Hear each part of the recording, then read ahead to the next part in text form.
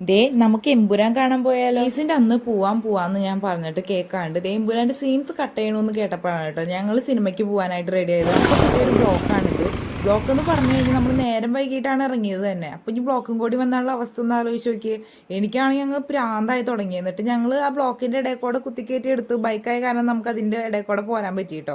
എന്റെ ദൈവമേ, ഒരു സിനിമ ഇറങ്ങിയപ്പോൾ ഇത്രയധികം വിമർശനം. എന്നാ പിന്നെ അത് കണ്ടിട്ട് എന്നെ കാര്യം. സീനുകൾ കട്ട് ചെയ്ത് മാറ്റിനേക്കാട്ടും മുന്നേ സിനിമ കാണാൻ പോയ എല്ലാവരും ദേ ഞാൻ ഈ പറഞ്ഞ കാര്യം സിനിമ കണ്ടവരൊക്കെ നിങ്ങൾക്ക് ഇഷ്ടപ്പെട്ടോ എന്നുള്ള കാര്യം കമന്റ് ബോക്സിൽ അറിയിക്കട്ടോ. എന്തായാലും പടം ഞാൻ കണ്ടു, എനിക്ക് ഇത്രയും വിമർശനാത്മകമായി വിമർശിക്കാൻ മാത്രം ആ പടത്തിൽ എന്തെങ്കിലും ഉണ്ടെന്ന് എനിക്ക് തോന്നിയില്ല. അഭിപ്രായത്തിൽ പറയുകയാണെങ്കിൽ ഒത്തിരി പച്ചയായിട്ടുള്ള സത്യങ്ങൾ തുറന്നു കാണിച്ചു എന്ന് എനിക്ക് തോന്നി. അതിപ്പോ സത്യങ്ങൾ ഇങ്ങനെ വിളിച്ചു പോകുമ്പോ പലർക്കും അത് പ്രശ്നം ഉണ്ടാക്കുമല്ലോ. ആണൊരുത്തന്നെ ഒരു പടം എടുക്കുമ്പോ ഇങ്ങനെയൊക്കെ ഉണ്ടാവും. കൊള്ളേണ്ടവർക്കൊക്കെ അങ്ങ് കൊള്ളുന്നേ. പിന്നെ അസാധ്യ മേക്കിംഗ് ആയിരുന്നു, നല്ല തിരക്കുണ്ടായിരുന്നു. തിരിച്ചു പോരുമ്പോൾ ഉള്ള സൂപ്പർ ഒരു കാഴ്ച ഞാൻ കണ്ടേ, അത് കാണിച്ചു തരാം.